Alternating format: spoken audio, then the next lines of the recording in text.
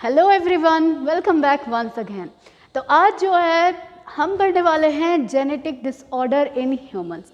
इससे पहले हम इसको पढ़े, मैं आपको ये बताना चाहती हूँ कि इससे पहले हमने कंप्लीट कर दिया sex determination in humans, birds and honey बीज। ठीक है, तो आज का जो टॉपिक है वो हम देख लेते हैं, that is genetic disorder in humans. Humans की जेनेटिक्स में डिसऑर्डर आना, मतलब एक इलनेस हो जाए कि ये डिसऑर्डर होता है।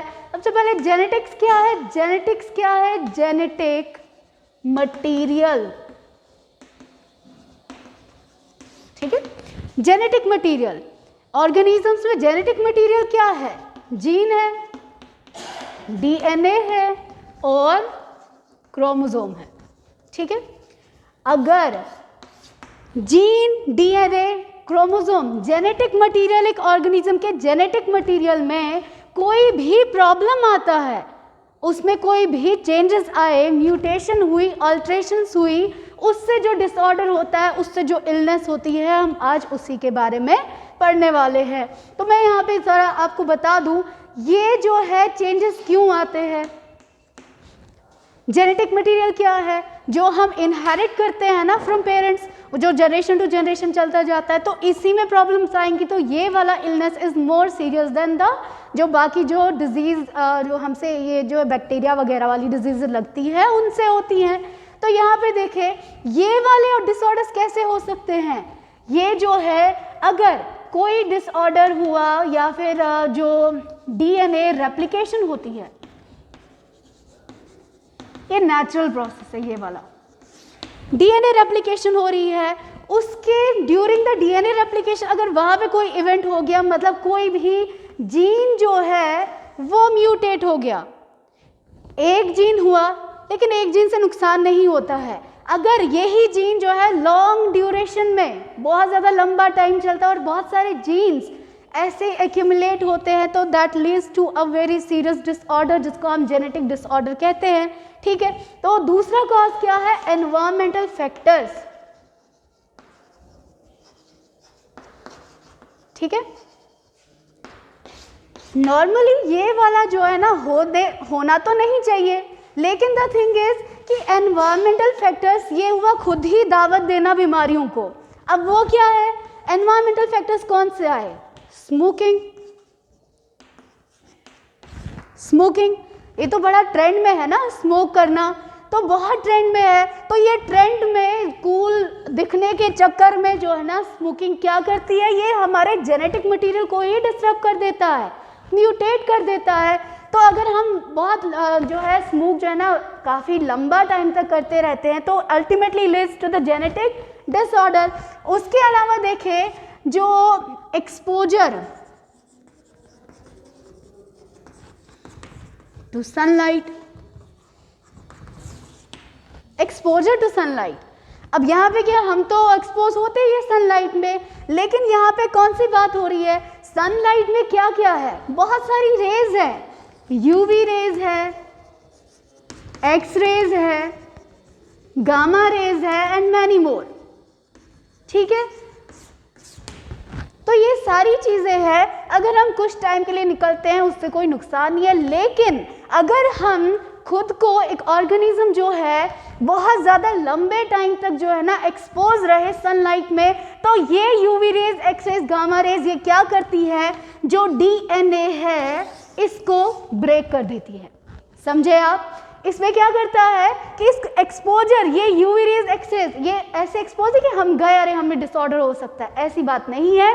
बल्कि अगर आप लॉन्ग ड्यूरेशन में जो है ना इसमें सनलाइट में एक्सपोज रहेंगे, तो उसमें क्या होता है, आपका डीएनए ब्रेक होता है, उससे अल्टीमेटली लीड्स टू डिसऑर्डर। ठीक है, अब ये है कि कॉजेज क्यों होता है डिसऑर्डर, ऐसे क्यों होता है। नाउ लेट्स टॉक अबाउट कि ये डिसऑर्डर कितने होते हैं। ठीक है, डिसऑर्डर जो है there are two type of genetic disorders, और जो हम ह्यूमंस की बात करते हैं, ह्यूमंस में पढ़ते हैं, तो ह्यूमंस में दो टाइप के डिसऑर्डर्स होते हैं।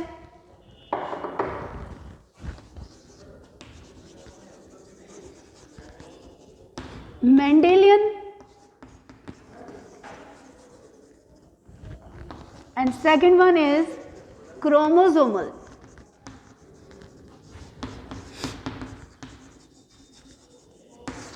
ओके, ये दो टाइप ऑफ डिसऑर्डर्स जो है वो ह्यूमंस में जो है होते हैं, मेंडेलियन डिसऑर्डर और क्रोमोसोमल डिसऑर्डर्स। मेंडेलियन डिसऑर्डर को हम जीन डिसऑर्डर भी बोलते हैं। अब देखिए, नाम से ही पता चल गया, जीन डिसऑर्डर, क्रोमोसोम डिसऑर्डर।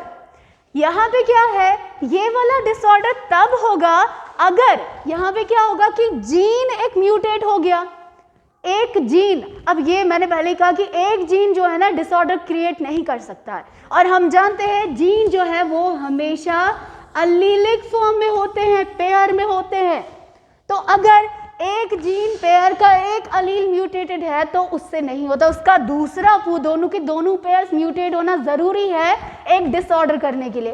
ये हम आगे पढ़ेंगे। तो ये क्या है, जीन मेंडेलियन डिसऑर्डर क्या होता है, जीन में म्यूटेशंस होना, और क्रोमोसोम डिसऑर्डर, यहाँ पे क्रोमोसोम में म्यूटेशन नहीं होती है, यहाँ पे जैसे जीन में हुआ म्यूटेट होना, अल्टरनेट होना, या फिर क्रोमोसोम में क्या है, इसका नंबर, क्रोमोसोम में चेंजेस नहीं आते, म्यूटेशन नहीं होता है, बल्कि क्या होता है, इसका नंबर जो है या तो वो इंक्रीज होगा या तो डिक्रीज होगा। ठीक है, मतलब बढ़ गया। अगर ह्यूमंस की बात करें तो यहाँ पे क्या होगा, चलिए वो आगे पढ़ लेंगे हम, इंक्रीज या फिर डिक्रीज होना। तो ये जो क्रोमोसोम के नंबर में इंक्रीज या डिक्रीज आना, इसको जो है एन्यूप्लॉइडी भी कहते हैं। One of the leading cause of chromosomal disorders aneuploidy. And जैसे मैंने कहा कि नंबर ही चेंज होता है, क्रोमोसोम में कुछ भी नहीं होता है। तो आज जो है अब हम पढ़ लेते हैं थोड़ा सा कि ये मेंडेलियन क्या है, डिटेल में पढ़ लेते हैं। मेंडेलियन डिसऑर्डर क्या है, ये जो है मेंडेलियन, यहाँ पे देखिए मैंने लिखा है मेंडेलियन। मेंडेलियन से कुछ याद आया आपको, ग्रेगर मेंडल, ये एक साइंटिस्ट है, इफ यू रिमेंबर, इसने कॉन्सेप्ट दिया था that was dominant characters and recessive characters. Okay, Gregor Mendel ने दिया था ना डोमिनेंट कैरेक्टर और रिसेसिव कैरेक्टर का कॉन्सेप्ट। तो ये कॉन्सेप्ट यहाँ डिसऑर्डर्स में भी लगता है। कैसे लगता है, यहाँ पे देखो मैंने अभी कहा, क्योंकि मेंडेलियन डिसऑर्डर क्या है, जीन डिसऑर्डर, मतलब जीन में म्यूटेशन होना। तो आप देखिए, और जीन हमेशा प्रेजेंट होते हैं पेयर में।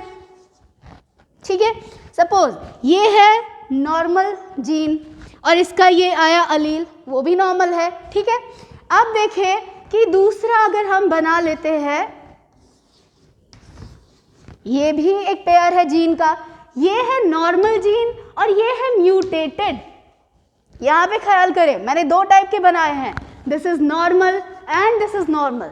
ठीक है, एक ये जो है इसमें दोनों के दोनों पेयर्स नॉर्मल है, तो इसमें कोई भी डिसऑर्डर नहीं होगा। ठीक है, नेक्स्ट वन मैंने क्या कहा, एक अलील क्या है, नॉर्मल है और एक अलील म्यूटेटेड है। यहाँ पे दो केसेस बनते हैं, वो केसेस क्या है, अब यहाँ पे डोमिनेंट और रिसेसिव का कॉन्सेप्ट लगता है। कैसे, अगर यहाँ पे क्या हुआ, ये नॉर्मल जीन जो है डोमिनेट कर गया, म्यूटेटेड अलील, म्यूटेटेड इसका पेयर ऑफ जीन जो है उसको डोमिनेट कर गया, तो उस वाले ऑर्गेनिज्म में क्या होगा, no disorder. Let me repeat myself, अगर नॉर्मल एक जीन का पेयर है, दोनों नॉर्मल है, कोई भी डिसऑर्डर नहीं होगा, ऑब्वियसली कुछ भी चेंजेस नहीं आए, नॉर्मल है सारा। लेकिन अगर एक अलील जो है नॉर्मल है और एक अलील जो है वो क्या है, म्यूटेटेड है, उस केस में दो जो है हमारी सिचुएशंस आती है। जैसे कि एक सिचुएशन ये होगा कि normal gene dominates over the mutated gene, तो वहां पर क्या होगा, वो ऑर्गेनिज्म जो है वो नॉर्मल ही होगा, उसमें कोई भी डिसऑर्डर नहीं होगा। लेकिन दूसरा केस क्या है कि अगर म्यूटेटेड जीन डोमिनेट कर गया नॉर्मल जीन पे, इन दैट केस ऑब्वियसली वहां पे डिसऑर्डर होगा। ठीक है, तो अगर ये वाला होता ना कि ऑल द म्यूटेटेड जीन्स जो है वो डोमिनेंसी शो करते, फिर तो यहाँ पे जो है ना इसका क्या था, इजीली बहुत इजीली ये मेंडेलियन डिसऑर्डर्स होते। लेकिन द थिंग इज, लकीली क्या बात है कि जितने भी अभी तक डिसऑर्डर्स हमने पढ़े हैं, they are all recessive disorders. मैंने क्या कहा कि अगर ऐसा होता कि हर एक म्यूटेटेड जीन, जब भी एक अलील में, एक पेयर में एक म्यूटेटेड है और वो म्यूटेटेड ही जो है डोमिनेट होता, तो ये डिसऑर्डर बहुत कॉमन होते। लेकिन यहाँ पे मैंने क्या कहा, हमारी किस्मत है कि अभी तक जितने भी डिसऑर्डर्स हमने पढ़े हैं, they are almost and all recessive disorder. Recessive disorder क्या होता है कि अगर एक डिसऑर्डर होना है, इट इज नीडेड कि दोनों के दोनों पेयर जो है म्यूटेट होने चाहिए। दोनों के दोनों पेयर जो है वो म्यूटेटेड होंगे तब ही डिसऑर्डर होगा। समझ रहे हैं आप? तो ये वाला जो है आप खुद ही सोचिए, ये रेयर क्यों है? रेयर इसलिए है क्योंकि यहाँ पे क्या होता है कि एक अलील है, उस अलील का, उस पेयर का दूसरा जीन जब तक म्यूटेट होगा और वो हुआ नहीं हुआ, बहुत रेयर केस है। इसीलिए जो है ये जो डिसऑर्डर्स है, जेनेटिक डिसऑर्डर्स या मेंडेलियन डिसऑर्डर, ये बहुत ज़्यादा रेयर होते हैं। ठीक है, thank you very much, this is all for today, see you next time.